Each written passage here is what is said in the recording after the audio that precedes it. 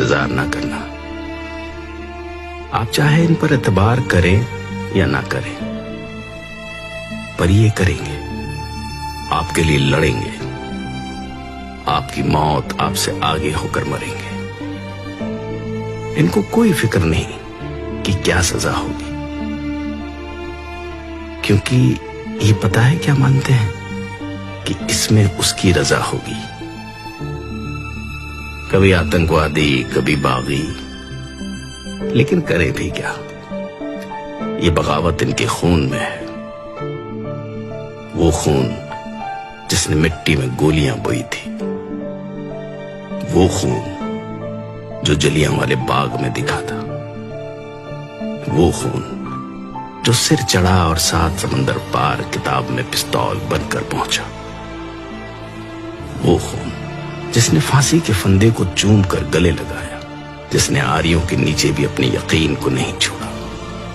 यकीन जो हंसते हुए तपती तवी पर बैठ गया, चांदनी चौक में शीश देकर चमकौर में तीरों की बारिश में भीगते हुए आकर खड़ा हुआ सरहद की उस नींव पर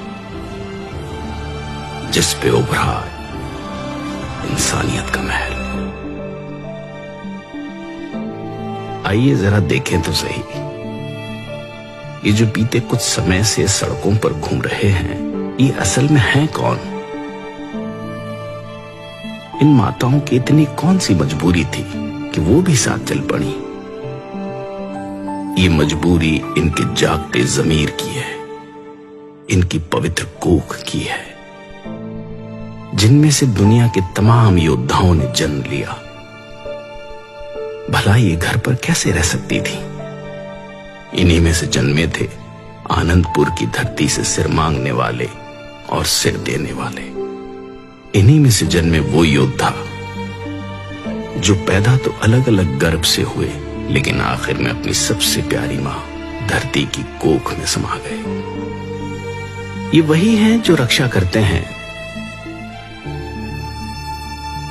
चाहे अधिकारों की हो या सरहदों की। दोनों तरफ एक ही पिता के बेटे हैं,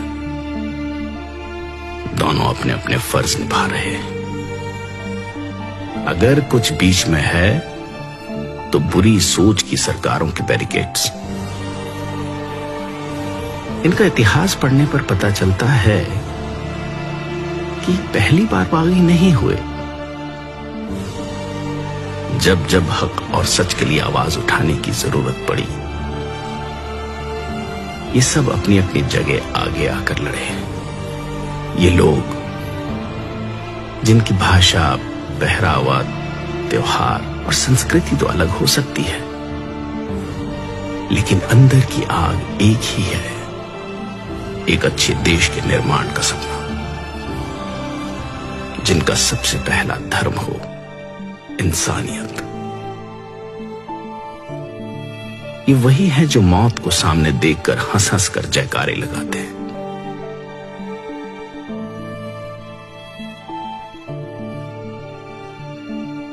गोरे तो इस देश से चले गए, लेकिन अपनी सोच इन कुर्सियों के आसपास ही कहीं छोड़ गए। जिन पर बैठने वाले चेहरे तो बदलते हैं, लेकिन लोगों को बांटकर राज करने की बुरी नीयत नहीं बदलती। लेकिन ये कैसे लोग हैं जो हर बार इस बंटवारे को गिरेबान से पकड़ लेते हैं? पानी के मसले पर बांटे हुए आज जमीन के मसले पर कंधे से कंधा मिलाकर लड़ रहे हैं। इनके माथे की लकीरों में तवारीख लिखी गई है। इन्हें सिर्फ झुर्रियां समझने की गलती ना कर लेना। इन आंखों ने अपने हाथों से तैयार कर बेटों को मौत की बारात भेजा है। वो आंखें जिन्होंने आजादी के सपने देखे, जो दंग रह गई जब शीशम की चमकदार कुर्सियों पर बैठे मखमल के कुर्तों ने आजादी के नाम उजड़ जाने का शाही फरमान जारी कर दिया। सिर्फ हाथ बदले हैं, हथियार आज भी वही है। चोटें आज भी वही है। लेकिन इन भले मानसों ने उजड़कर भी पता है क्या कहा? नानक नाम चढ़दी कला, तेरे भाने सरबत का भला। आप रूप अमीक अन पुस्तक बरकतोत गर्भगन सरपंजन आप रूपतोत आगेना भंगनात्म। ईश्वर की रजा को सबसे ज्यादा मानने वाले किसान सब कुछ यही तो पाल रहे हैं।